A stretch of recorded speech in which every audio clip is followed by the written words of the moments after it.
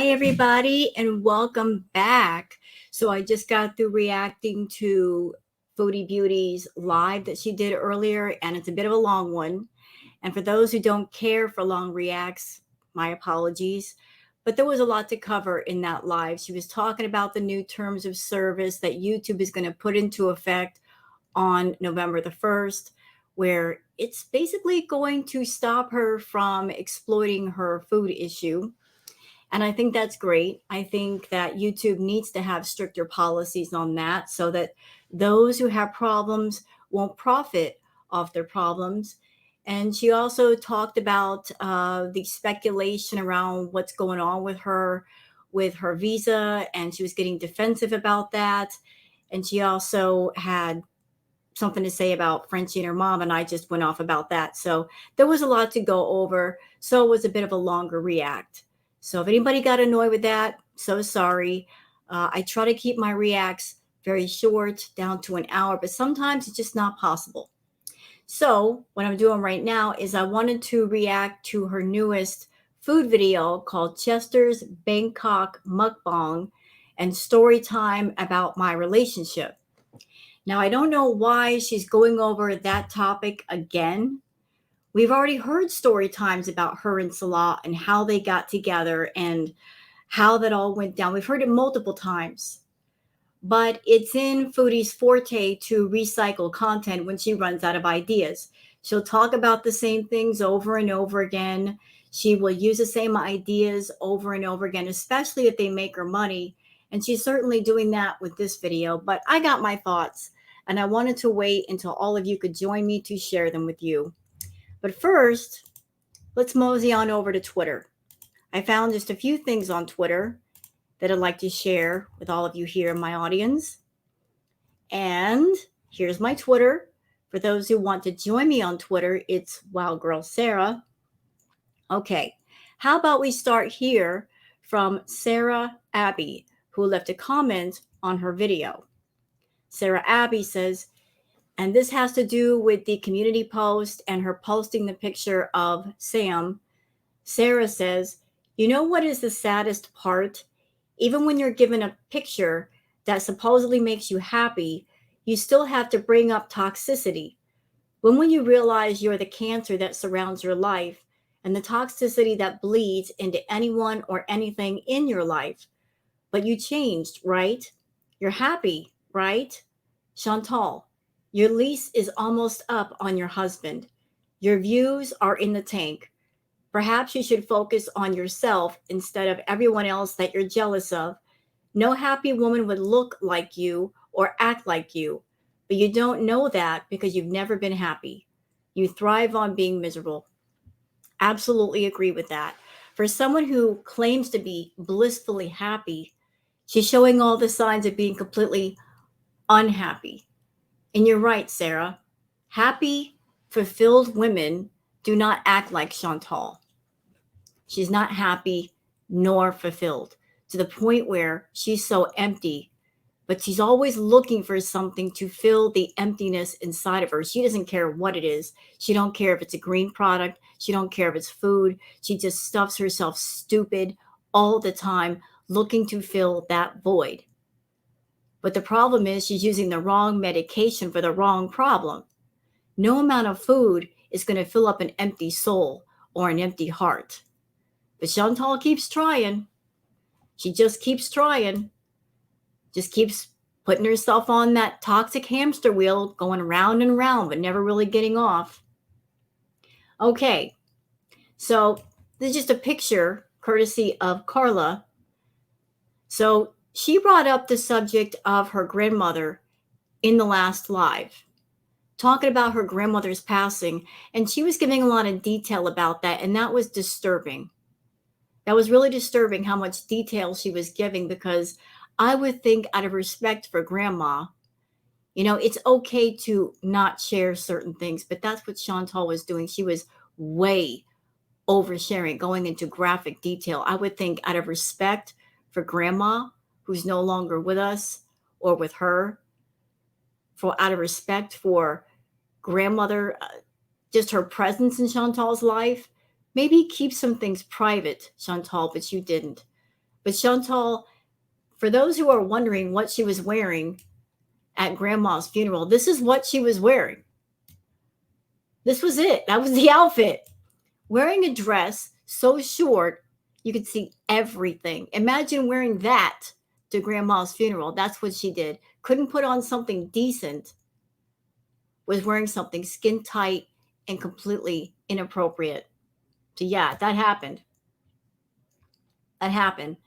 Now, this is from Mr. Michael B. Petty. Michael B. Petty says, and this again has to do with Chantal and about the time of her grandmother's passing and the grandmother's funeral. Michael says she was filming YouTube shorts about her eating her nashi while in the waiting room, clearly under the influence. They came home, stripped down to her bra and panties, and started talking about her, and I have to say it because this is YouTube, her only hands. She clearly didn't give a crap about her grandma, which is why she chose rugs and natter almost exclusively over visiting her entire family, that her grandma was in the hospital. Not to mention the live stream where her mom called her about her grandma getting sent to the ER on an ambulance and her sitting there deciding if she should even go. Foodie Beauty only thinks about herself even now. Yeah, so she wasn't there for her grandmother at all. She wasn't even there for her mother after her grandmother's passing. She wasn't there to comfort her mother in her time of loss. And as I remember very clearly, there was a video or a live stream that Chantal did when grandma, I believe it was, she was at the uncle's house and grandma was not well in the next room. And Chantal was on her phone complaining about being there. And you could hear grandma in the other room clearly in pain. And Chantal couldn't be bothered to go check on her. I do remember that. She didn't care about grandma. She didn't even care about her mother. She cared about herself. She was all into Natter. She was all into the partying. She couldn't leave Natter for a second. She doesn't care anything about anybody but her. But yeah, I remember all of this, Michael. I remember her grandmother passing away, and she was over there talking about only hands and getting half naked on camera. It was ridiculous. Absolutely ridiculous. D. Angry Scott says, Foodie Beauty, 1 minute. My relationship is no one's business, and it's weird that people talk about it so much. Foodie when she wants views. Story time about my relationship, but it's about how we met. We know that story. Salah saw Mark and started looking for you on Tinder. Yeah. So she doesn't want anybody to talk about her relationship, but yet she'll bring it up, even though nobody asked her to bring it up. And I think it's about time we stop calling what's going on with her and Salah as a relationship, because it's not a relationship. Let's just call it by its right name. Let's call it a situationship. That's what it is. It's a situationship. Because a real relationship, whether it's a friend to a friend or a husband to a wife or a boyfriend to a girlfriend, relationships are all about people caring for each other, to the point where whoever your partner is, whoever your friend is, they'll be brutally honest with you if it means you can heal somehow or you can be a better person. They'll tell you the truth. There's no relationship between Foodie and Salah. It's all transactional. You give to me and I'll give to you. You be nice to me and I'll pay your way. And if the money runs out, he's gone. He doesn't care about Foodie. He never did. He cares about what he can get from her. And honestly, that's all she cares about with Salah. To walk beside her, to be in her optics, to be kind of like a trophy that she could hold on to and say to the rest of us, where's your husband? It's all connected to her ego. It's not connected to her heart. She doesn't have one. She's just doing it for bragging rights. Well, here's the problem, Foodie. There's not much to brag about. He's a professional bum. He brings nothing to the table at all. He doesn't have his own business. He's not successful. He's not hardworking. He's not even a good guy. He's not caring of you. If he cared about you, he would not enable you. He's enabling you because he's getting something out of it. But you're willing to turn a blind eye as long as he's there to be your companion and your caretaker. Okay, this is from Perfectly Imperfect, saying only a true narcissist would believe she's special enough that a man would declare his love for her after speaking through what's a few apps a few times. And this person trying to give some advice to Foodie or anybody reading in the comment saying, I don't know what your marriage is like or what happened between you two, but for anyone else reading this, do not agree to marry someone after meeting online or talking for less than a month. Do not trust anyone who says they love you that quickly. Do not fly to their country where you don't speak the language or where you're cut off from your friends and family with no one to depend on but your partner. It's reckless and dangerous and very, very dumb. Well, a lot of people were telling her that she was being stupid. She didn't want to hear it. All she saw was this young man that was her fantasy dream guy, and she ran off to him very, very quickly, maybe because she was afraid if she waited too long, somebody else would get him. Well, if somebody else got him, it wouldn't be that big of a loss. But she was in a all-fire hurry to get over there to be next to him. And now they're both miserable together. And I love that for them. I do. But Foodie's never been one to be smart and to think things over, to think things through. All she knows is, I want it, and I'm going to go get it, and it's mine. Well, you get what you get, Foodie, and from what I've seen, you don't have much. But go ahead. All right, so that's it for all of this stuff on Twitter. Let's go over to the actual video. And here's what's surprising about this video. She was just in a live complaining about the cost of food, complaining about the cost of cherries. Everything's expensive to her in Thailand. The cheese is too expensive. The cherries are too expensive. But here she is doing takeout again. Let me tell you something, Chantal. If you are broke, you don't order takeout. That's the worst thing to do. If you're traveling and you're trying to save your money, you don't do this. You go to the grocery store and you get some stuff and you make a meal. So how are you over there complaining about the cost of cherries and cheese at the same time you're doing a freaking mukbang with takeout food? But go ahead, waste your money. Waste it. Let's go, y'all. Me. I'm in a weird mood. Don't ask. You should know me by now. Okay, so today we are having a meal from a pretty popular food chain here in Thailand. I don't know about Thailand, but Bangkok at least. Called Chester's. We did have Chester's once before. So she's already confessing that she's already done a video with Chester's and she's doing it again, recycling content, recycling ideas. Those of you on Chantal's channel, you should be pretty ticked off watching this. Honestly, you should. Here's this person, Foodie Beauty. This is her channel. Got a bunch of subscribers. I would think that would be enough reason to pump out original content, come up with original ideas, stuff you guys haven't seen before. But she's so lazy, she keeps going to the same places over and over to get food. It's almost like she's flipping you guys off and saying, I don't care if you get bored. I don't care if you've seen it before. I'm going to do it again. I don't care to entertain you. I don't care to keep you interested. You'll give me the view anyway, so why am I going to bother trying? Well, here's why you should keep trying. Because you're depending on YouTube to pay all of your bills, Foodie. So wouldn't it make it more important to be original, to be creative, to try a little bit? No, not you. You're still under the impression that you're back in your glory days. Those days have passed. A lot of people have left your channel.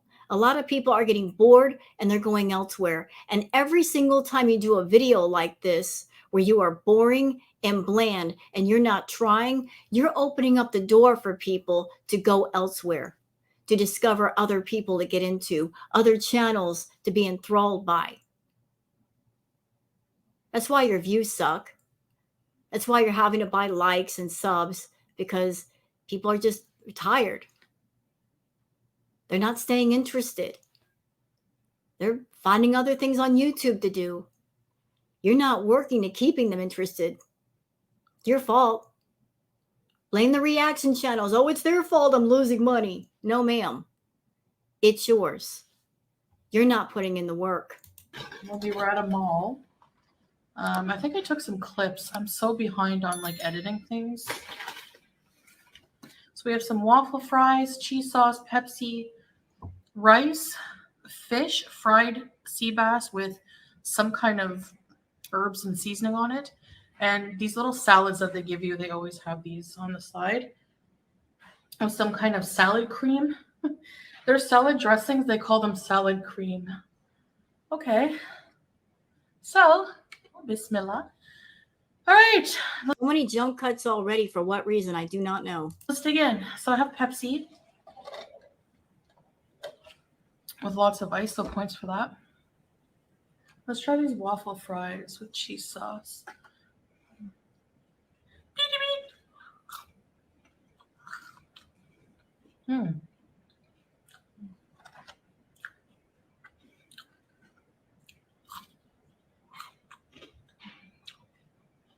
The fries are seasoned. The cheese sauce is like very cheddary. You're wanting to do mukbangs, foodie, but you're not even taking a minute to see what the food tastes like before you slather it in sauce. Why not take a bite of the food, describe the taste, and then dip it in the sauce? Everything's going to be coated in sauce. Well, your taste buds must be just completely knocked out. You can't taste anything but sauce and sweet. I like it. Look, when it comes to describing food, cheddar is as good as it's going to get, okay? Yeah. So you're basically saying, I don't care about my content. I want to be a mukbanger. I want you guys to get into my stuff, but I'm not willing to just even go on your phone and look for more descriptive words to use when describing the food. You're telling everybody this is as good as it's going to get. In other words, it's not that good. And it's going to stay not good. You're going to stay boring. Okay, noted.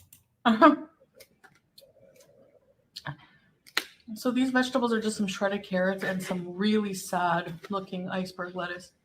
Doesn't iceberg lettuce always look sad? It looks like the less fortunate of the lettuce kinds. Like, you know, you have all these other like beautiful leaves. So she's starting out this meal complaining about the meal. And this is something that she expects will make money for her on YouTube, complaining about the meal. Oh, this salad is pathetic. Then why are you eating it? You're so stupid that even if the salad is sad looking, you shouldn't say that on camera. You're already starting out the video with negative connotations, like negative vibes, describing the food, you big moron. Leafy greens and I want you guys to get into my content, but I'm going to describe the food in a negative way. How does that work? You have the sad head of colorless, you know, it's just crisp water and fiber. But it's good. All right. This fish.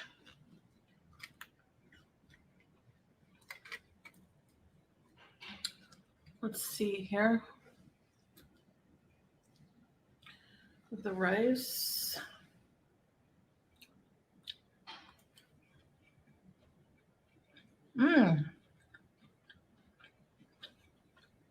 I'm honestly surprised you didn't put any sauce on that rice. Oh, it's a bit spicy, so it's chili, the sauce. I could taste honey, ginger, and there's red onions. That's yummy. So this whole meal cost... I'll start putting the price of my meals because I know a lot of you were wondering. So she was over there complaining about the cost of cherries and cheese, and she just spent almost $10 on a takeout meal. You can go to the grocery store and get a couple of meals for that price if you know how to shop. But here's the problem. Does anybody think that Foodie's buying just one takeout meal a day? I would think she's eating at least 3 or 4, and that's not counting her snacks, because she needs her snacks on top of that. She needs her chips and her cookies and her candy because she does have a sweet tooth. So the cost to feed Foodie a day has got to be at least $50, $60, if not more. And if she's getting it delivered, you've got to figure in the tip for the driver. But every video now, she's pointing out the cost of things. I got to make sure that I let people know how much money I spent on this food. Nobody cares. Nobody cares. You wanted it, you pay for it, big deal. That.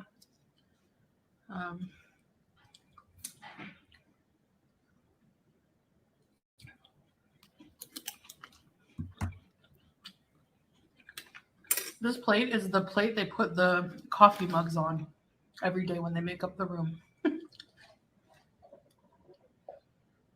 So Miss Professional Mukbanger couldn't be bothered to go to the market and get at least a nice looking plate.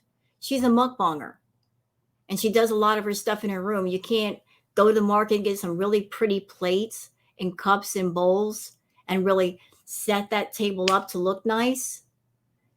Couldn't spend like $7, $8 on just a nice little setup, especially if you're going to be in Thailand for the next couple of weeks. Why not set it up? Why not let it make it look nice? Nope, can't be bothered. So, I love this table. It's the best thing. It's like, it was so affordable, and it helps my, mukbang videos tremendously. More organized than just putting it on a box, So you got the mukbang table, but you still haven't studied enough on other mukbangers and how they do their thing. They lay the food out in a tantalizing array. They put things on plates and dishes to look nice. Okay, everything looks good.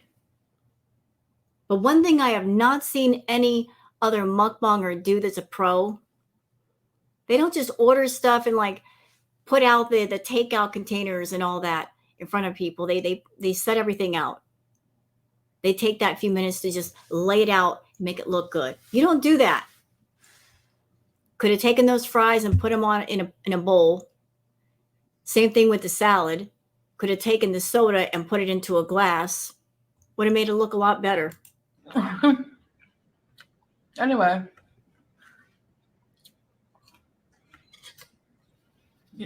I asked if you guys wanted to hear the story about our meeting. And I believe it was a Who asked her that question? Who asked her the question of, can you please tell us a story time of how you met Salah? I don't think anybody asked her that question, because we've already heard about that. We've heard the story like 100 times.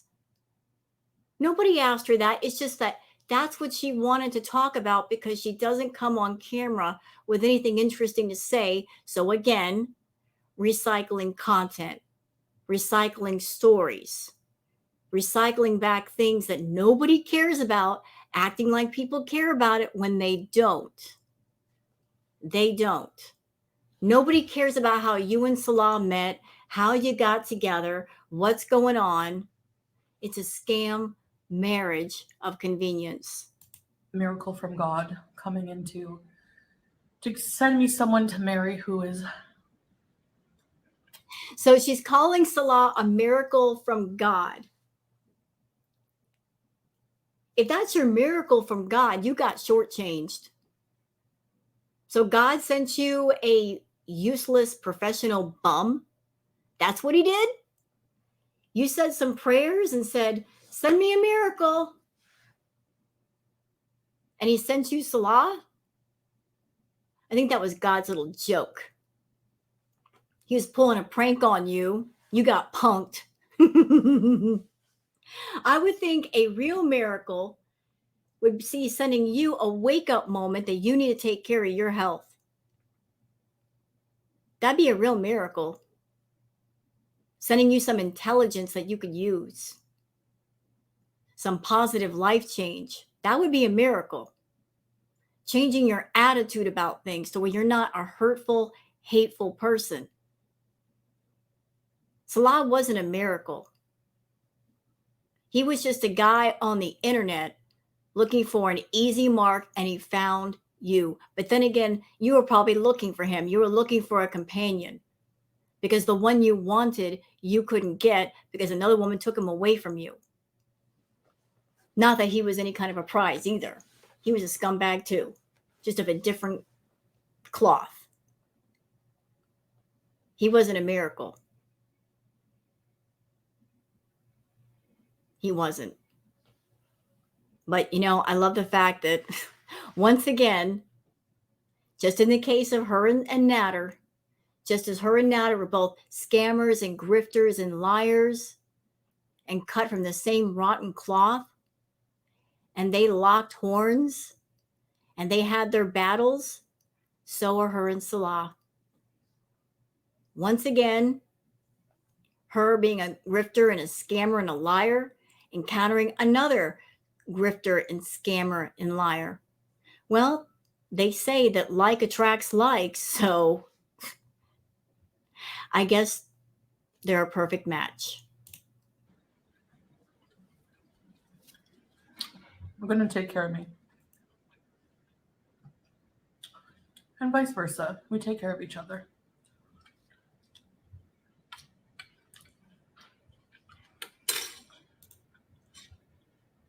As in Islam, you know, marriage is very sacred. We believe in marriage and, you know, not just frivolous dating. And I say that because before I met Salah, it's important to know a bit of a background. I'm not quite proud of. My views and morals have changed. Actually, it's not that they've changed. It's just that It's not that her morals have changed. She had none to begin with. She has no morals. She has no values. She's got nothing. That's why she's living the way that she's living. She has no kind of structure inside or outside. She was running around feral.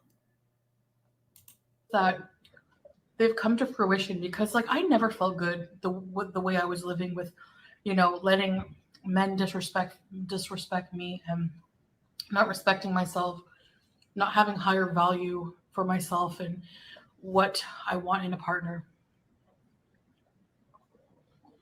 And I learned all that when I Letting men disrespect me.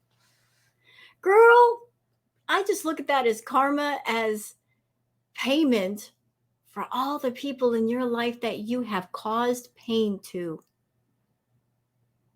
Since you like to go back into history a lot, a little history lesson for you and anybody else who's interested. Before Natter, way before Natter, she was with Pete's. Now, I don't like Pete's. He's a jerk too, especially for the way he treated BBJ. He's an absolute jerk for that.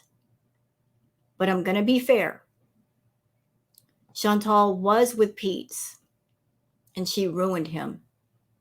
Absolutely ruined him. She got into a relationship with Pete's. They lived together. She charged up all his credit cards. She put him in debt.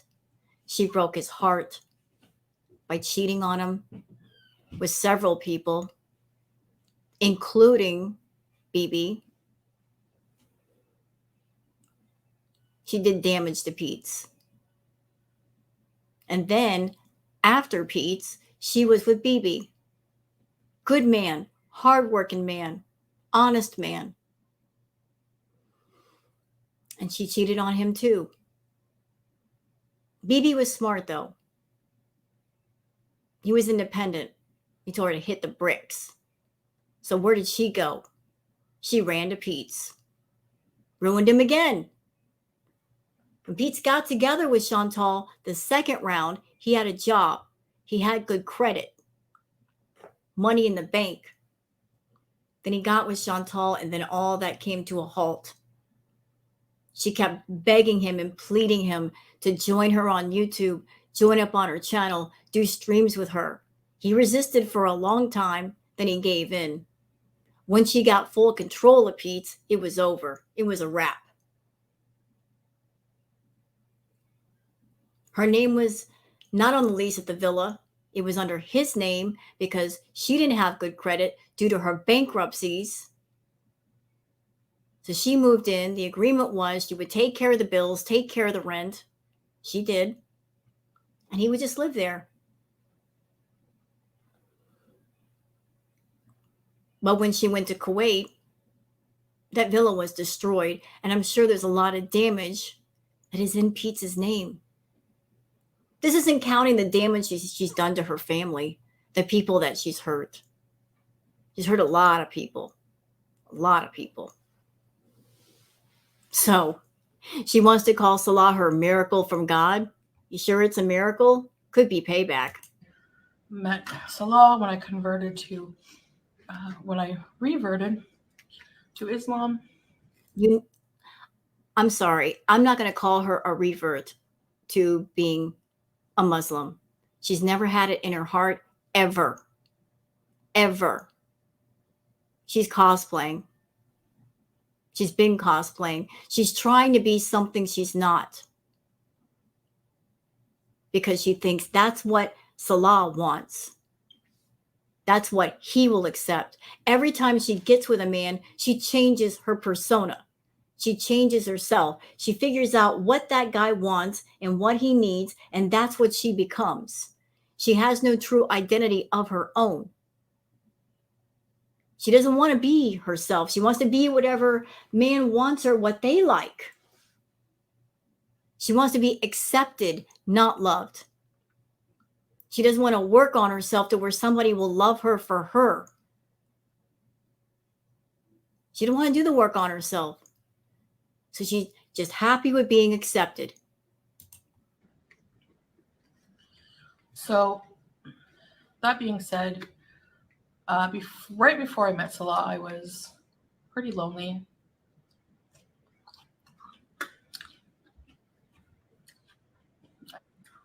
I had just gotten out of a relationship with a narcissistic abuser. You know what? That goes both ways. You guys were two peas in a pod. Everything you're saying about him also applies to you. And you weren't in a relationship with Natter. He admitted that you guys were together for 1 week. Just 1 week. And that entire period you were with Natter, 1 week. 7 days, Chantal. 7. The rest of the time was you running after him, trying to pressure him and poke at him to be in a relationship. Even going so far as to post pictures of yourself wearing a crap engagement ring that you bought.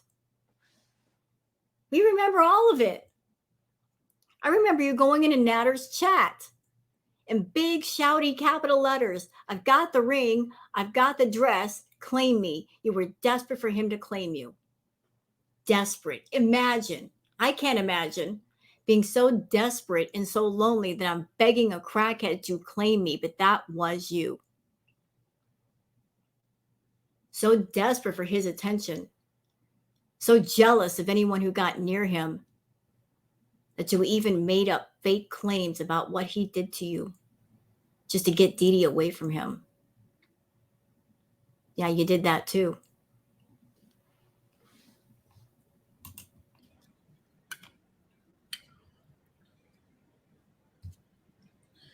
And so I was feeling pretty low and looking to like just fill that void, and was just like dating around and like being really. You weren't dating around, you were sleeping around. You're not interested. See, that's the thing. You're not interested in dating people. Dating means you go out with people, you have coffee, you talk to them, you find out who they are, you keep it casual. You're finding out about the person before you get intimate. You want to bypass that part. You're here with me. I like you. I got all dressed up. I put my makeup on, so something better happen. You better be intimate with me right now. You don't want to get to know people. You don't want to find out if they're a good person, a bad person, if they're a jerk, if they're a psychopath. It's about, I just want to get into a relationship right now, to the point where I'll pay for it. I'll pay your way. I'll make you a YouTube channel. Just stay with me. Pathetically begging a guy to be with you. Dating means you get to know the person. You keep your pants on while you're dating. You don't jump into bed or the backseat of a car with a guy. You get to know the person before you get that far. That's never been you. You don't do dating. You do instant relationships. You gotta see the gestures. Not really caring about myself, you know, like just You yeah, still don't care struggling with about a lot of yourself. things. You still don't care about yourself.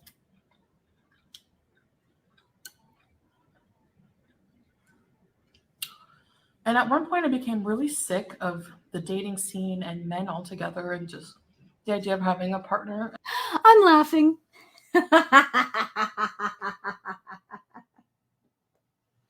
I got really sick of the dating scene. Says the woman who was constantly telling us about several men who were supposedly chasing her. Because, as I mentioned before, Chantal, she's got to do everything in grand style. It can't just be one man talking to her, it has to be several. Having a dating profile, and within an hour, she's got tons of men jumping in her DMs because she's such a catch.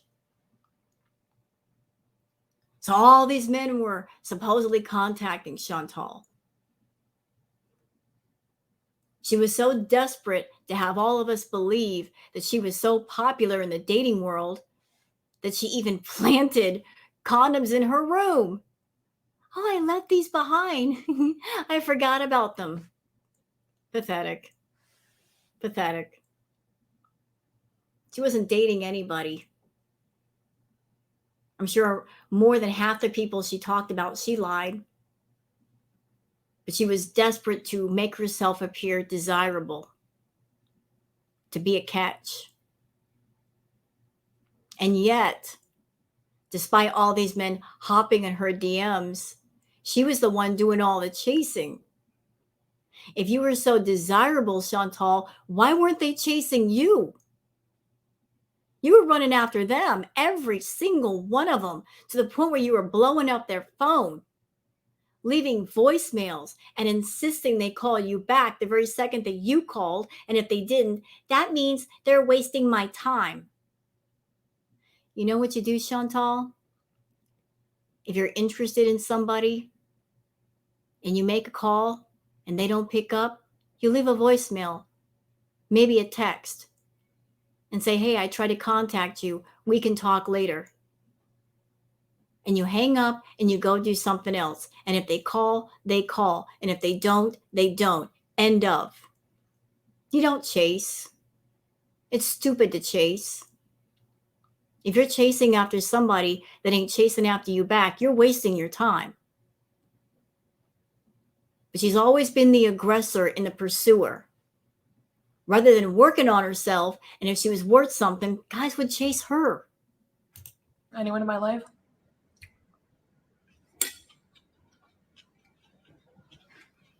And I was using Tinder. to meet people at the time. And I was on there all day. Like it was like an addiction. And you were desperate to look for somebody that would accept you. Using Tinder to find love is your first mistake. I'm not saying people can't go on Tinder and find love, but it's basically a hookup site. So you were on a hookup site looking for love. That's like walking into a place that serves chicken and ordering a hamburger, dummy. Meaningless. If you're looking for something that's not on the menu. Encounters, not respecting myself whatsoever.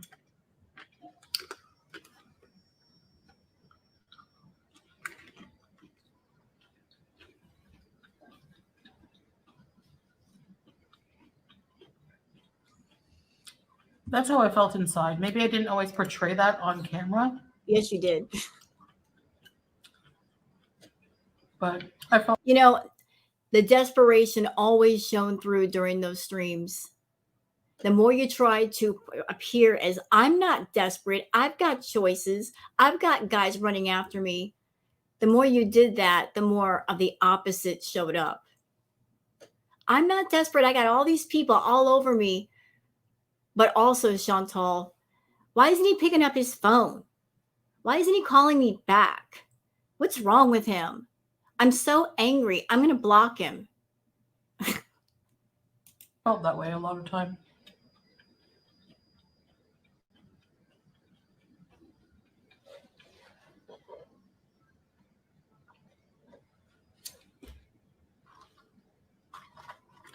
Anyway,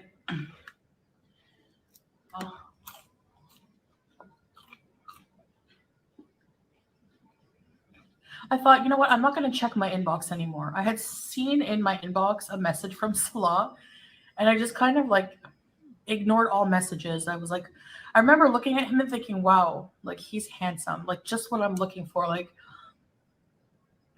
I was attracted to like, for a while, I've been attracted to like Arab men, and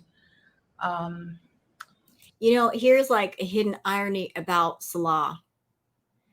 Anybody remember that whole period where she talked about getting and I have to say this because of YouTube, the Sax doll, the full-size Sax doll that she was thinking about getting and bringing on stream, which would have been a hoot as far as reacting content. That would have been great.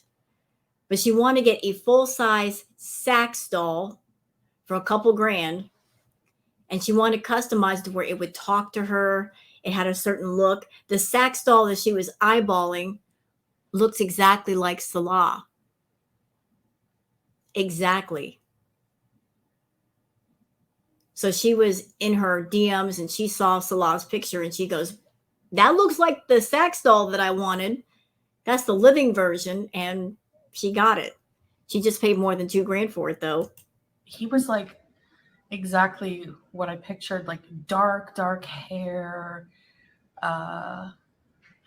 just handsome. Like he's just very handsome, tall, dark, and handsome. But I didn't know how tall he was at first. Okay, so then, and he would leave me a sweet message, and I would just kind of like, I ignored everybody until I left. I said, you know what, I'm fed up. I'm not answering my inbox. I'll leave my WhatsApp number. So I said, like, I don't believe that. I don't believe she wasn't checking her messages every day. She said she was lonely. She was desperate. Anybody believe that Chantal would just not check her profiles and not check her messages? Because I don't. If this woman was willing to sit at home for hours for Natter's phone call, sit there and put on her makeup and just sit by the phone waiting for that call for her to come over, she's going to sit there and cruise the profiles looking for somebody to talk to. She's not going to say, I got a profile, I'm not going to check it. Yeah, she's going to check it. Basically prayed to God, because at the time I was raised Christian Catholic. So, I went through phases where I was agnostic, even atheist and Christian. I love the sauce.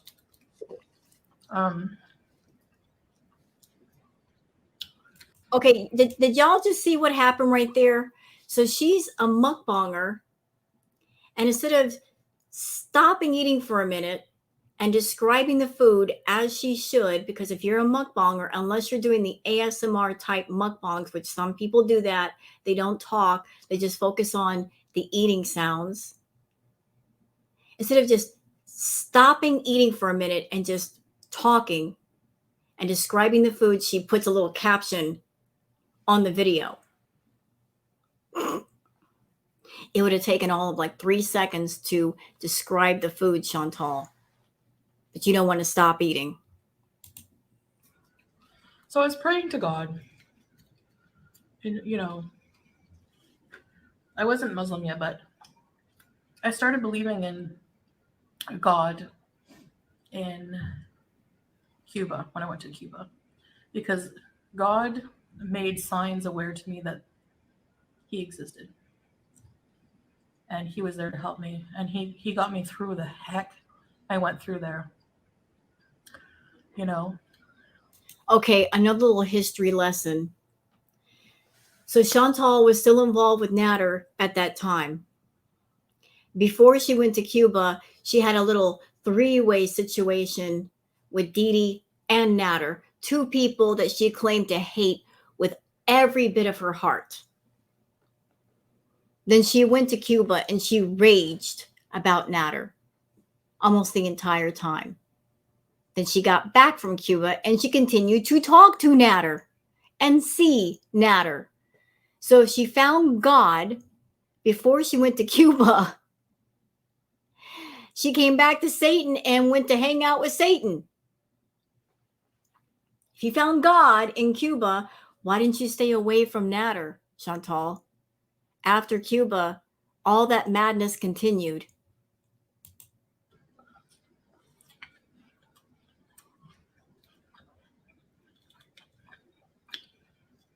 I know when people talk about God and you're a non-believer, it sounds like brainwashed psychobabble. I used to think that way about people. It's hard to cut. I don't have a knife, sorry.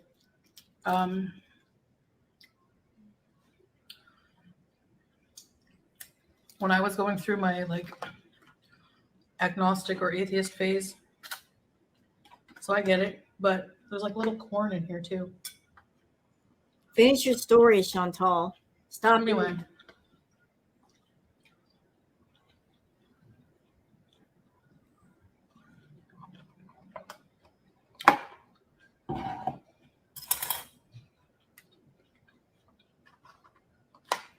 I prayed the night before Salah messaged me. I prayed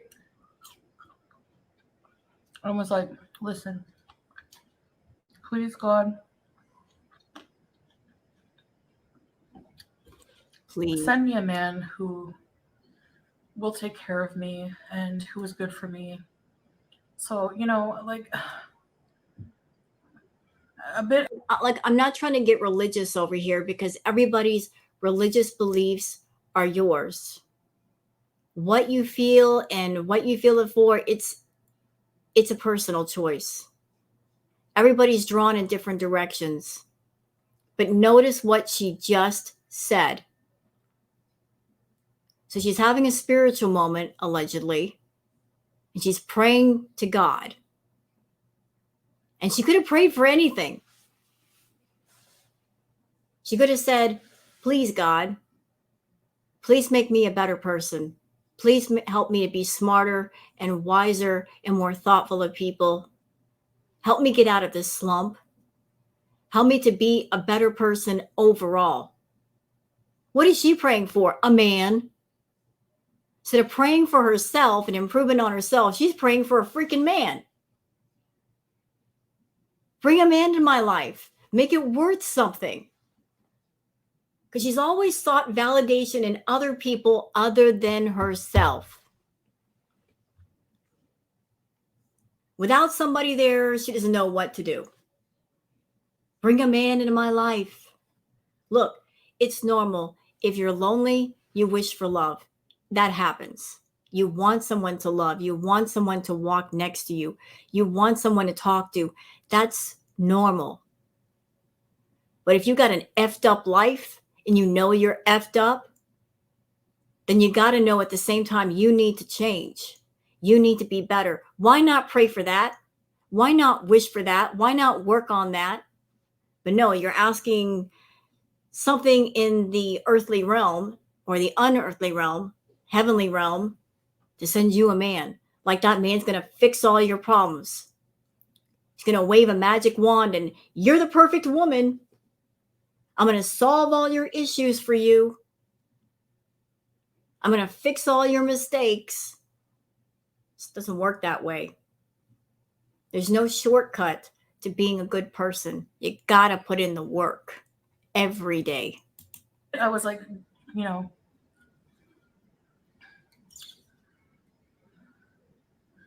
admittedly, and this is not very healthy, but I wanted to get my mind taken off of the, you know,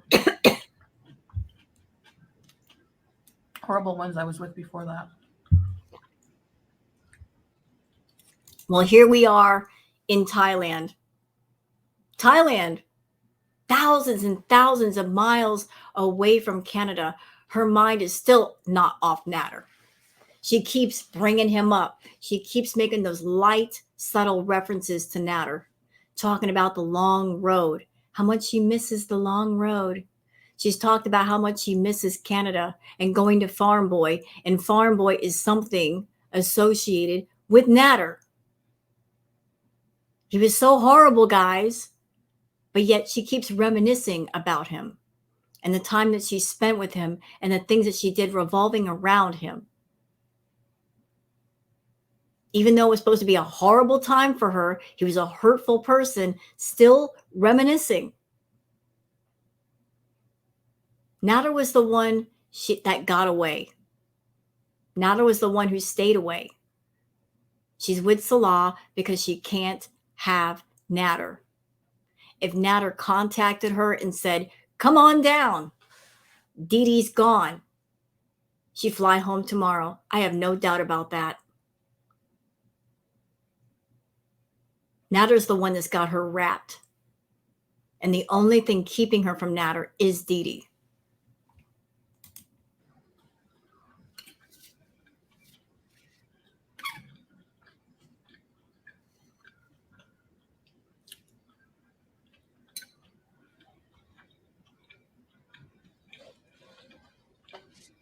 So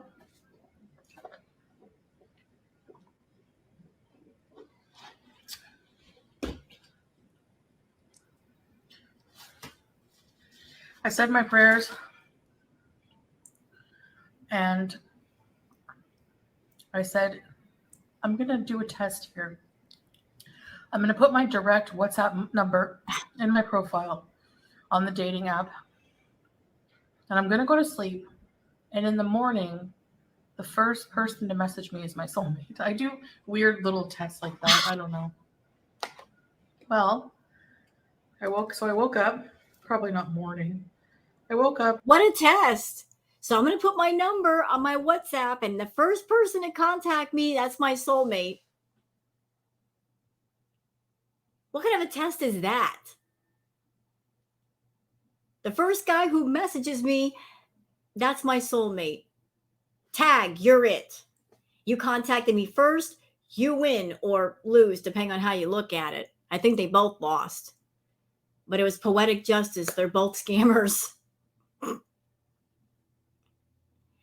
You know, I would have loved to have been in the room when Salah saw Chantal's profile, like what his thoughts probably were. But I can guess. I bet he was looking at her picture thinking, easy mark. Desperate, thirsty. I can wrap this one up. I can make her do what I want her to do. Because look at her. Who would want this? And I'm not shaming Chantal because of her body size, so don't get it twisted. Just the way she carries herself. If you're someone and you're putting out that air of, I am really, really, really lonely. I am really thirsty and fiending for attention. So much so that I am desperate. I'll take on anybody as long as you walk beside me and you give me companionship. I will put up with anything you do to me. I will tolerate anything that goes on as long as you're still here. People pick up on that. Desperation is like a perfume or cologne that it's really, really strong. And people can smell the scent, especially predators, especially scam artists. They look for things like that. So the scent of Chantal's desperation wafted in his direction, and he picked up on it. And he looked at her and said, "This looks like an easy mark." And you had to know Chantal was bragging about her YouTube channel and the money she made. And he said, "Cha-ching! Jackpot." Perfect combination. She's desperate, she's thirsty, she's lonely, and she's got money. I hit it big. And he decided to talk to her. He didn't have to know her. He didn't have to know her backstory. He didn't have to check to see if she was a good person, if she was respectable. She had a bank account. That's all he needed to know. Rolled over.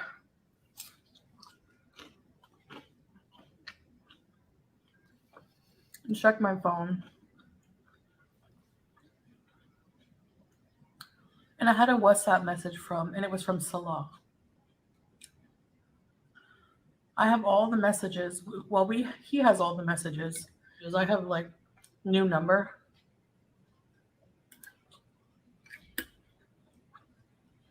I have a Kuwait phone number now, so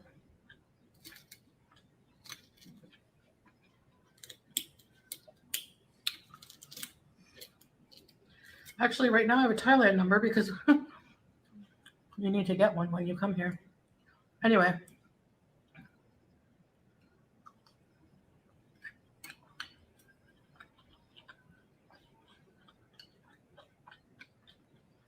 And I answered him.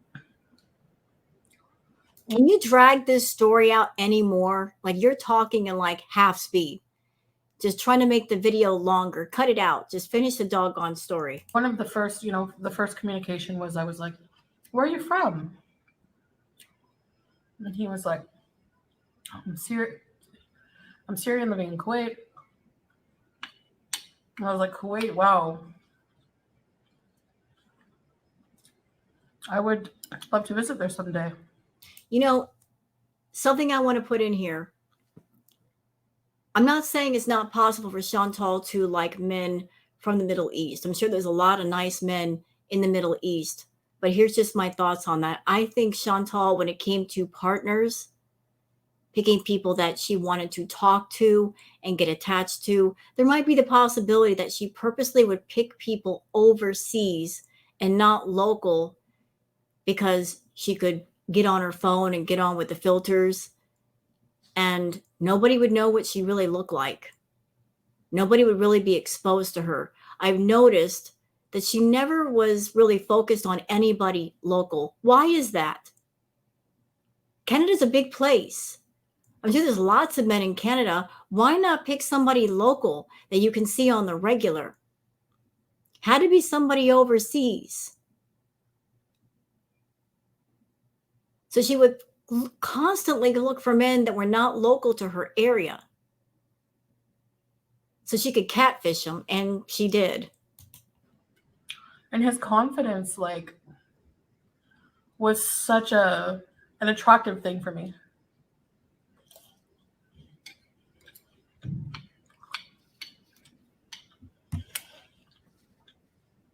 Because he was like,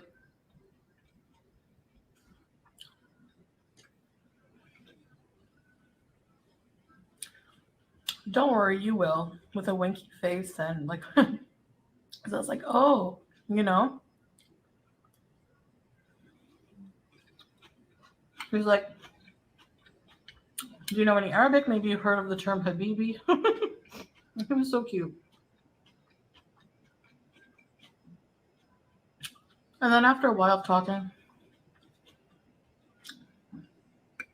marriage came up. See, that would raise the alarm for me right away.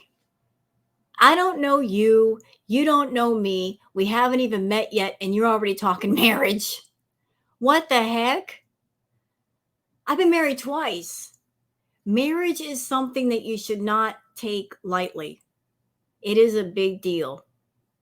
Every woman dreams of her wedding day. We all want to wear the white dress and walk down the aisle with flowers everywhere and everybody looking at us. We want our special day. Everybody dreams about that. Well, at least most people do. Some people are not interested in marriage, but we all generally want that. Chantal wanted that so badly. But at one point, do you let your intelligent mind take over and scream at you, "This is stupid. This makes no sense." You haven't even known the guy, never met him, and before you even meet once, you're talking marriage? So if they're talking marriage and she's okay with it and she's not saying, "Hey, slow down," she's going along with it, he already knows she's desperate. Because in his culture, dating is not, even on a dating app, you're looking for marriage. That's what everyone. If somebody is approaching you that quickly for marriage without even meeting you, you got to ask yourself, why? Why are they moving that fast? She could have flown to Kuwait and met him. They could have met each other just as two casual people, see how things kick off before any talk of a relationship or marriage. But as I've said, Chantal likes to fast track everything, especially when it comes to relationships. She's not interested in building a real relationship and checking the person out. She practically wants to trap a person in a relationship. She wants to trap them before they find out who she really is and what she's really about. She doesn't want to give that person a choice to walk away. Hence, the reason why she got on these apps, catfishing people, giving out those filtered pictures and videos, trying to get them to fall in love with her before they finally meet her and they figured out they have been catfished. In Muslim, also custom, dating is forbidden. So the goal is marriage. Even in a culture where marriage is a thing, I don't think it's wrong for two people to meet up and talk. That's allowed, right? So why didn't you guys do that?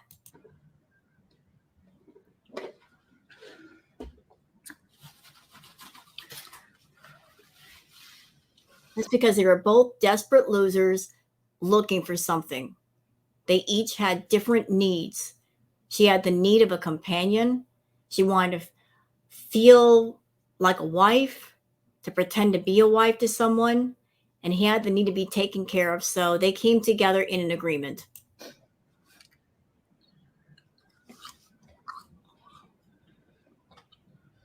And I still listen to this voice note sometimes. It makes me laugh. And so I sent him a voice note back and said, "Oh, marriage. Wow." And at that moment, I really believed it. I'm like, I'm never getting married. Never. And along the way, obviously, I fell in love with him and felt safe with him and felt like... Girl, you took one look at that picture and you fell in love right then and there. There was no, I slowly fell in love with him. No. We know you. We know you too well. If a guy looks at you for 3 seconds, you think he's fallen in love with you. We remember you going to the fast food joints. "Oh, he gave me 3 extra ketchup packets. I think he's flirting with me. I think he wants me. He gave me extra sauce." Look, why can't you be honest? You were desperate and lonely, and you saw this young guy, and you're like, "I've hit the jackpot. I'm going to snag him up and I'm going to bag him up before anybody else can get him." And you hurried yourself to get out of Canada to be near him because you were afraid if you waited too long, somebody else might get him. I got to keep that fish on the hook before it gets away. So you gave up the villa. You gave up your pets. You gave up your roommate. You gave up everything. You packed a bag and you left. And here's the stupid part about your fake scam love story. Here's the really stupid part. You were looking for a man to love you. You already had one. Pete loved you. He was devoted to you. He accepted you the way that you were. All the things you were looking for, you already had. You also had BBJ and Sam in the house. They really loved you. They really cared for you. Because they weren't human men, you discarded them. You treated them like old stage props that you put into a corner and forgot about. All the real love you had, you discarded in exchange for fake love, fake companionship, a business agreement. Who does that? Tossing aside diamonds for cubic zirconias. That's what you did. So is it any wonder you're miserable now? You didn't fall in love with Salah. You fell in love with the idea of Salah and the life that you would have. And it didn't quite turn out the way you thought, did it? Did it? You're miserable. You will never admit it. You'll never speak about it. But you know I'm right. You're not happy. And no matter what you say and no matter what you do, we know. We can tell. This is what a union should be. You know, I was so adverse to marriage before. No, you weren't. Oh, you're lying. You are so lying. I was so adverse to marriage before, but yet you were begging Natter to marry you to the point where you went out and bought your own ring. And that wasn't the first time you did that. I heard that you did the same thing with Bibi. You were trying to pressure and poke to get married. So where is this crap of, I was so adverse to marriage? You were trying to trick men into marriage. You were trying to put the social pressure for them to marry you and claim you. But you didn't get what you wanted. You got mad about that. Oh, you got mad. You got so mad. Now here's this stranger across the world talking marriage. You know your eyes lit up. And to be the role of a wife, which is not a bad thing. And I'll be doing videos about that. Because I was adverse to that and weary because I never had a man in my life who fit the role of a husband and protector in the way that I, and provider in the way that I needed. And what exactly do you need? You had Pete. He loved you. He was devoted to you. He had a job. He was working. Bibi, hardworking guy, decent guy. You had two decent guys in your life. They weren't enough. You cheated on both of them. What'd they do wrong? You know, it's funny. Pete and Bibi are different people, but they were good guys. So what's the common denominator? You. Maybe the problem is not you didn't have any decent guys in your life. Maybe the problem is you didn't appreciate what you had and you lost both. As well you should, because you don't appreciate people, Chantal. You don't believe in real love, Chantal. Your idea of love is selfish. It's self-centered. It's self-serving. That's not how love works. That's not how relationships work. Understand? Good. So,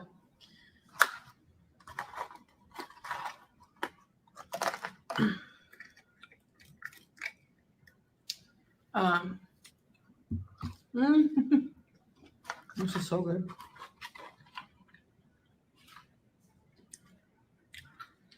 So that's how we met. Like, I firmly believe that Salah is my good karma. He's some kind of karma, but he ain't good. From having went through what I went through. And I know a lot of people hate. What'd you go through? What'd you go through? What did you go through that you didn't put yourself through? Tell me. I'd love to know. What did you go through that you did not subject yourself to, that you didn't sign up for? Talking about Natter, you signed up for that. You kept going back to that over and over again, even with everybody on your channel and even the reaction channels telling you to stay away, warning you about him being a bad guy, exposing him for being a bad guy. You didn't want to listen. You did not want to listen. So you subjected yourself to all that. You defended that. You fell in love with that, wanted to marry that. But you're trying to paint this picture of I was a victim. I didn't know any better. Natter never misrepresented himself, ever. He showed you his true colors from the jump. You didn't care. As a matter of fact, him being a bad boy, that turns you on. Because you want to be a bad girl, right? We're both rebels. It's us against the world. That kind of crap. You found it exciting. He was an exciting guy for you. He was untamable. He was wild. He was feral, just like you. And you thought you could tame him. Wrong. Wrong. So wrong. Spend all kinds of money to tame something that can't be tamed. And you're still salty about it. Still angry. Still longing for Natter. Still to this day, longing for that. Longing for that piece of trash. Hate me for whatever reason. That's not my problem. That's yours. But, thinking I'm a bad person, morally inept because I was in an abusive, narcissistic relationship where I became addicted to harder drugs. And I just... Are you blaming the party favors on Natter? Because I don't believe that either. I really don't. Again, he did not force you to do anything. You did all those party favors on your own. There are tons of live streams that you did on your own at home, unprovoked, where you were doing the party favors all day long. And he wasn't there. So can you blame that on him? No, you wanted to do them. You were trying to get him to do party favors. So in your words, you could take advantage of him. Yeah, I remember that live stream where you were trying to get him to do gummies. And when he said, why are you trying to press this upon me? You said, so I could take advantage of you. Predator. Predator. Desperate. Sick. Predator. Yeah. Blaming everything you did on somebody else when you are in control of yourself. You are your own person. You decide what you do or you don't do.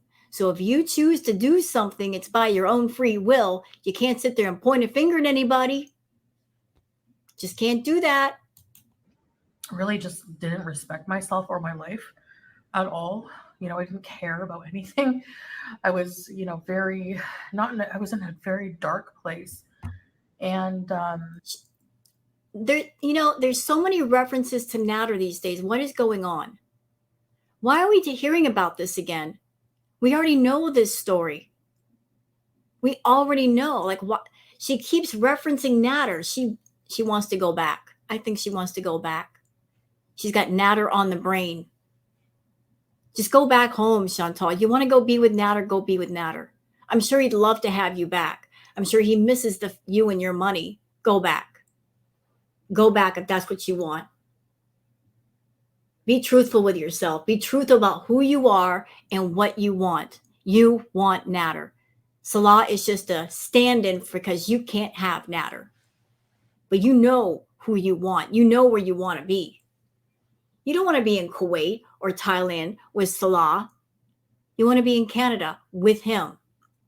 Running back and forth to his house in your Sangria Kia. Being trashy. Go do it, girl. Be your real, authentic self. It's better than being a fake phony. I had an incident in Cuba where I had way too much alcohol and I just let everything that I was holding in, everything just come out. Oh yeah, we remember the Cuba Rage. That Cuba Rage it's infamous. It will live in the archives forever. It went on for hours because that was the night that the real Chantal came all the way out. No mask. Absolutely no mask. No fake sweetness, no fake persona. She was in full view, being as offensive as possible. And she said something that I and everybody else is not going to let her forget. She confessed to how manipulative to her audience she is. She said, I will manipulate the F out of you and then come on the next day and be sweet as pie and you'll eat it up. She said that with her whole chest and she meant it. She was all in her feelings and all in her arrogance. She meant it. She was being honest. For a change, she was being honest. That's the real Chantal. That's the real one. And she hates any mention of the Cuba Rage. But that's when she was being completely real. Drunk or not, she was being real. And, you know, a lot of people look at me differently because of that. But I still think that I have good karma. You don't. You absolutely don't. You absolutely do not have good karma. No, what have you done to create good karma? I ask you, what good deeds have you done? What caring and what love have you put out into the world that you're getting back? What generosity have you shown anyone? What? You're not putting out good energy. You're putting out bad energy to the point where, girlfriend, you are bankrupt on every level of yourself, not just financially, but spiritually, emotionally, mentally, psychologically. You're empty. You're in the red. And you don't want to fix that. I had good karma banked up with, No, you're not. you know, with getting Salah because, you know, I really did do a lot for the people that, you know, I was with. And I don't look at her pairing up with Salah as good karma. You know what I look at it as? I look at it as whatever you want to draw on spiritually. Again, like attracts like. If you are bad, you attract bad. A lot of times, you attract what is most like you. With the energy that you produce, you bring things into your sphere. So she looks at it as good karma just because of the way he looks. I look at it this way. She's a bad person. She's rotten. She's manipulating. She's a liar. She's narcissistic. She sucks the life force out of anything living that comes near her, whether it's a person or a pet. Maybe, whatever spiritual thing you want to call it, looked at her and said, this one's rotten. She's beyond rotten. She's putrid.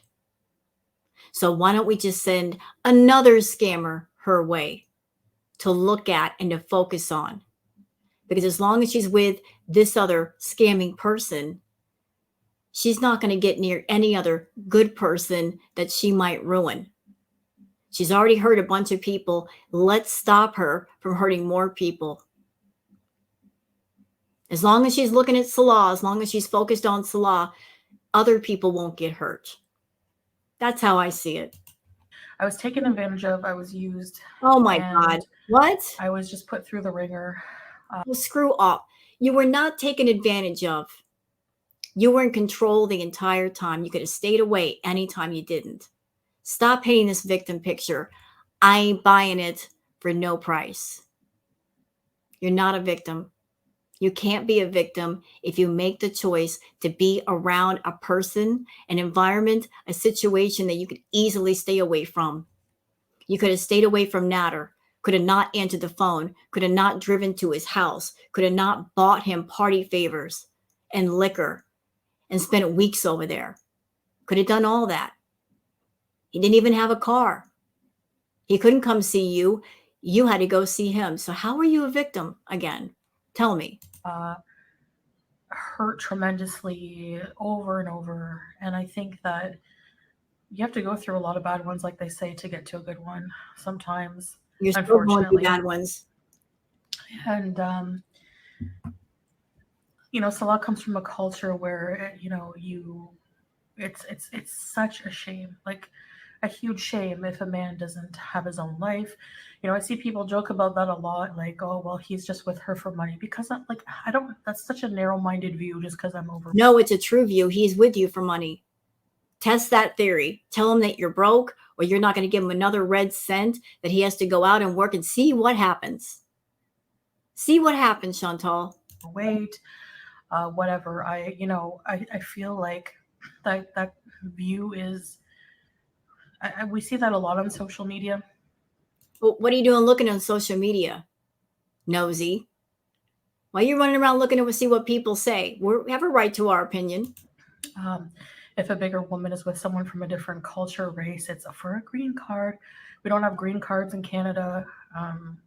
We're not living in Canada or going to be. And he had a whole life. He was supporting himself for a few years. He left his family home. He was supporting himself. So, he lived before me. He's living with me. And so according to you, before he met you, he was working. He had his own job. He had his own money. Why didn't that continue after meeting up with you? Why didn't he continue to take care of himself? Why? Why did he stop working and say, I just want to live off this woman? Why not continue to be independent? It's a shame in that culture to not be to take care of your wife and everything. And I'm not used to that. I'm not used to being with someone like that. But surprisingly, I don't know how I. So I guess in that culture, it's a shame to not take care of your wife, right? She just said that. So then I guess in his culture, he would be a huge shame, because he's not taking care of Chantal. She's taking care of him. He's not doing his part. Going to fetch her food is not taking care of her. He's aiding in her, making herself unwell. How's it taking care of your wife, Salah, if you're doing that? So why not take care of your wife, dude? I lived a life like that before this, so it's like really weird when I see old videos of myself. I don't even feel like I recognize that person anymore. The more and more time goes on, the less and less I recognize that person, that Chantal. So, but that's how life is. We grow. We go through different phases in life, and each experience, it's like a snowball. Each experience, you carry something with you. The rest you just leave behind. So anyway, that's how we met. I believe it was like a miracle. And yeah, that's my story. I prayed and wished for God to send me someone, and he did. He sent me Salah. And now we're married and living in Kuwait. And yeah. Yeah, I don't know. So that's the story. I finished my food a long time ago. That was really good though. Like Chester's is decent, I would say. Anyway. Wrap it up, Chantal. You're getting boring. I'm kind of out of my funk, and I'm going to keep trying to push myself through the heat. The heat is something that is a huge catalyst, and you're not even outside and you're complaining about the heat. Why? You complain a lot about the heat for someone who never goes outside. Activity level, because I know that I'm obese, and that makes mobility more difficult than. So fix it. You've been traveling, you've been in Thailand for a month. You're constantly whining and complaining about being an obese woman, and the heat affects you and your mobility is not the best. So fix it. Stop whining to everybody else about your problems and fix your problems. We can't help you. Nobody can help you but you. Make a choice. Make the right choice to take care of yourself and your health. What can anybody else do? Stop complaining about the same problems over and over if you're not willing to come up with a solution and put it into play. It's stupid to complain about things that you're not even trying to fix. Lighter people, but I also have pretty bad asthma. I went for a breathing test. I think it was like, And another thing, and another freaking thing. Miss, I've got asthma. If you've got asthma, you shouldn't be smoking the shisha. Nope. So if you care about your asthma, stop smoking that doggone thing. it was must have been a couple of years now ago. And they do this breathing test with you, and they give you these inhalers to see if the capacity improves, and it did. So that's how they determine. So I have issues with my lungs also. Why is she telling us all this? Why is she telling us about what's wrong with her? I've got asthma issues. I am super morbidly obese and I have trouble with my mobility and I'm sensitive to heat. Again, what can we do for Chantal? We can't help her. She's got to help her. If you are concerned about your health, then be concerned about your health. Go to a doctor, get a checkup, get medication if you need it. Stop eating all this fast food. Start to drop some weight. That would help maybe with your mobility, with the sensitivity to heat. Take care of yourself versus coming on here and complaining about yourself. From having pulmonary embolisms, there's probably some scar tissue there. There is some scar tissue there actually that they found on. They always find on chest X-rays. So I have, lungs that are asthma, especially when you're in humidity. She's going for the pity card. And this is supposed to be a mukbang. So this is kind of a weird mukbang. A mukbang is focused on the food, right? The focus and the star is the food. Yet along with the mukbang, we're getting a story time that nobody asked for and nobody was interested in. And then at the end of the mukbang, how we're going to end it, we're going to go for the pity card. We're going to talk about these personal, perhaps medical issues. Yeah, that's attractive. It's not a good mix. So it's been kind of rough on my asthma lately, and but I'm gonna try my best to go back out there, even maybe just not go out during peak hours, and get some more content in for you guys, especially before we leave. So what is this? Are you setting things in play to where you're trying to go on everybody's pity? I'm in really bad shape, guys, but I'll go out there for you. I'm going to just truck on through and do content for you. I've got all these issues, but I'll go out there and get content. I'll do it for you.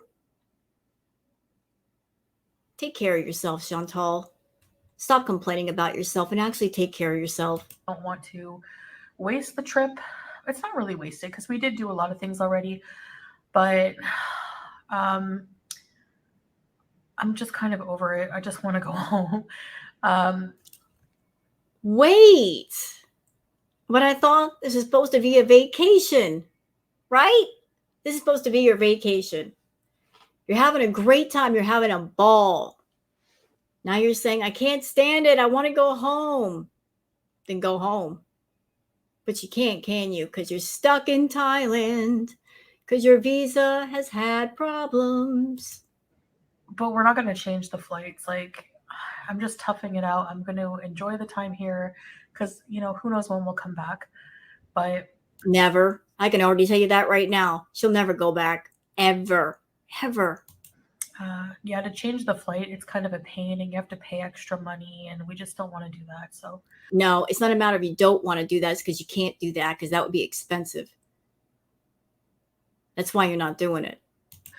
we're gonna tough it out, even though I'm kind of homesick for like Kuwait food and my pets. Oh my gosh. My kitchen. I'm gonna be cooking so much when I get home. Yes. For sure. You know, I'm not an evil person, but I'm just saying it would be absolutely glorious if two things happened together.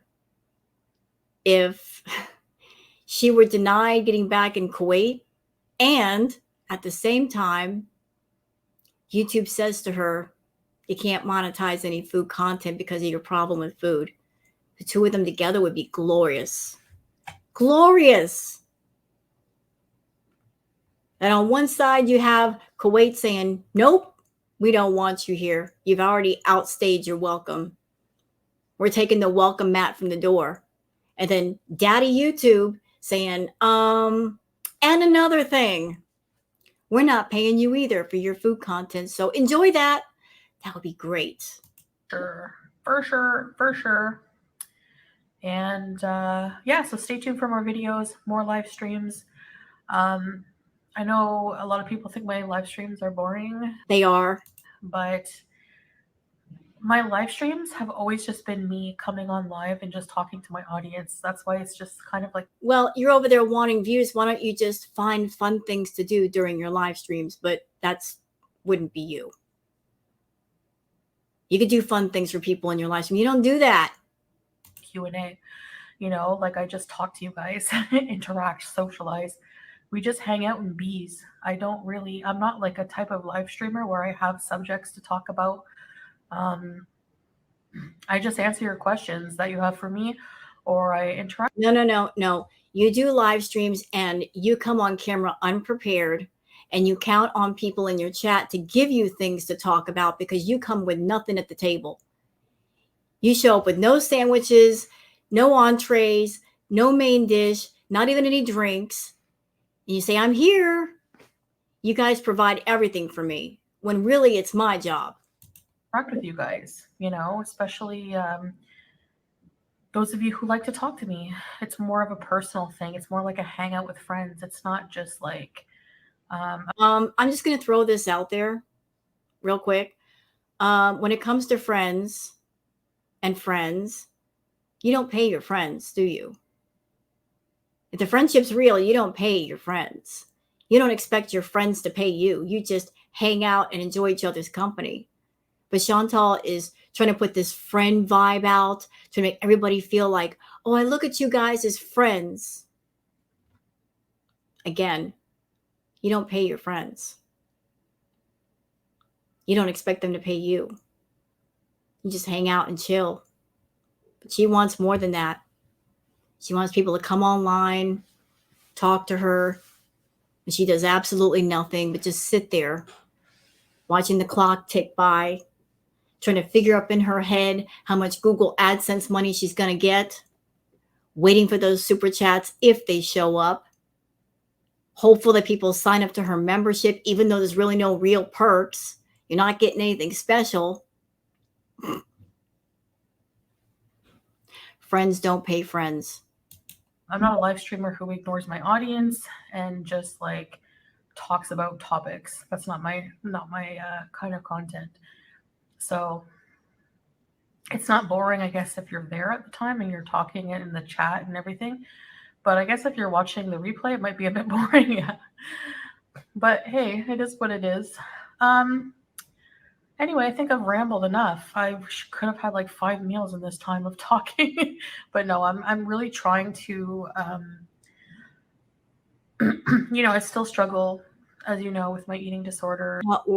And we're including that in this video. So combining a mukbang with a story time that nobody asked for, and we've already heard, talking about her medical issues, just combining everything. And she wonders why her videos don't take off because she's just putting too many things in a one video when she should separate everything. And food addiction, all that kind of stuff.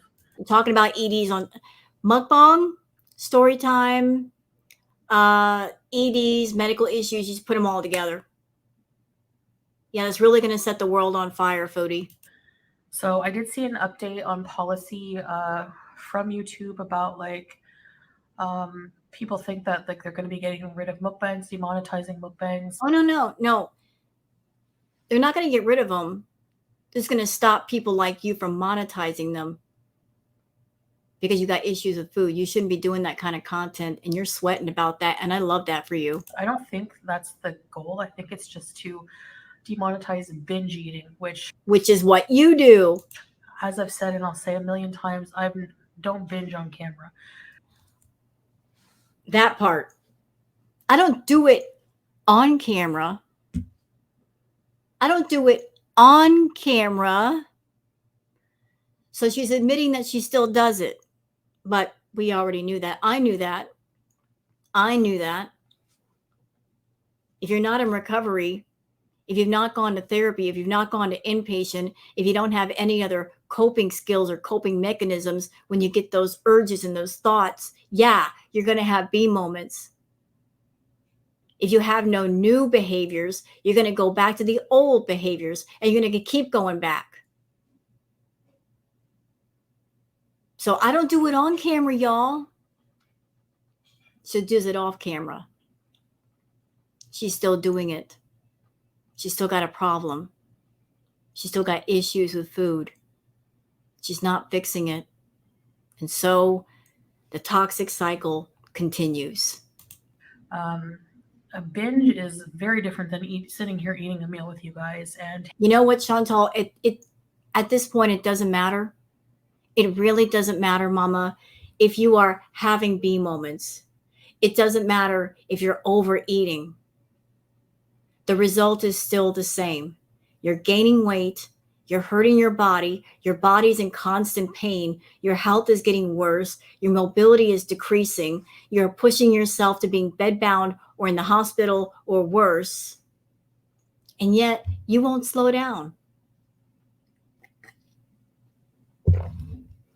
If you're over there eating 4,000, 5,000 calories a day, which is entirely too much for being 5 feet tall, because I'm 5'4" and my normal calorie intake for the day is 1,800 to 2,000. You're eating twice what I eat. You're gaining weight. You are gaining weight. And you're going to continue to gain weight until you can't. If you care, then you'll care. You'll do something about it. And if you don't care, you'll keep going until you can't. It's up to you. Hey, if they do away with mukbangs, I'll do cooking and I'll do vlogs. Whatever. I'll do them anyway, but I like just sitting and enjoying my meal and talking about subjects. You can do that without putting it on camera. You want to eat a nice meal, do it off camera. And it actually be better for you because then you're more mindful about what you're putting in your mouth and you're not turning it into a show. I like doing that. That's the main reason I like mukbangs. No. I'm not letting you get away with that. We are not ending this video with you making excuses and saying, I just like to cook. You've confessed many times. The reason why you like the mukbangs is because it's easy peasy content. It's lazy content. You've said that multiple times. You will enjoy being lazy. It's not to appease any feeders. It's not. Liar. Oh, liar, liar, pants on fire. Liar. Liar. Liar. You are appeasing them. You're satisfying them. That's why they're circling around you, bringing up food, talking about food, encouraging you to eat. Do you think they have your best interest at heart, Chantal? Do you think they care about your heart, your enlarged heart? Do you think they care about the fact that you've had blood clots in your lungs, that you have non-alcoholic fatty liver disease? Do you think they care about your lack of mobility? Do you think they care about your trouble breathing? Do you think they care about any of that? No. They don't care about you as a person. They care about what you give them. And if you would ever stop giving them what they want, they'll go to somebody else and get it. You've got your self-worth and your validation tied up in the wrong people and the wrong things. You look for validation in men. You look for validation and identity and worth in people that are just there for their own selfish needs. You don't want to look inside and find yourself and build yourself. I think you're afraid to look inside of yourself, because if you did, if you could, hold up a mirror and look inside your soul, you wouldn't see anything in there. And that's because you didn't bother to put anything in there. You would just see a black, endless hole stretching for miles with nothing in it. And so you don't look. And so you're always running and escaping from yourself. You're afraid of what you would see if you looked. Not to appease to anyone but myself and people who like my videos. All right, guys, I'll talk to you later. See you later. Bye. Okay, so that was the video. That was a lot, wasn't it? That was a lot. I'm actually surprised, because I thought I'm going to be bored with this react. She's going to talk about Salah, but I had a lot to say, didn't I? So hope you guys have enjoyed this react. I'm going to go ahead and post it to YouTube. I've got other stuff I need to do, but I enjoyed doing this with y'all, and I hope that you guys like and subscribe and leave a comment. Look forward to hearing from you. So everybody, please take care and have a great rest of your day. Bye now.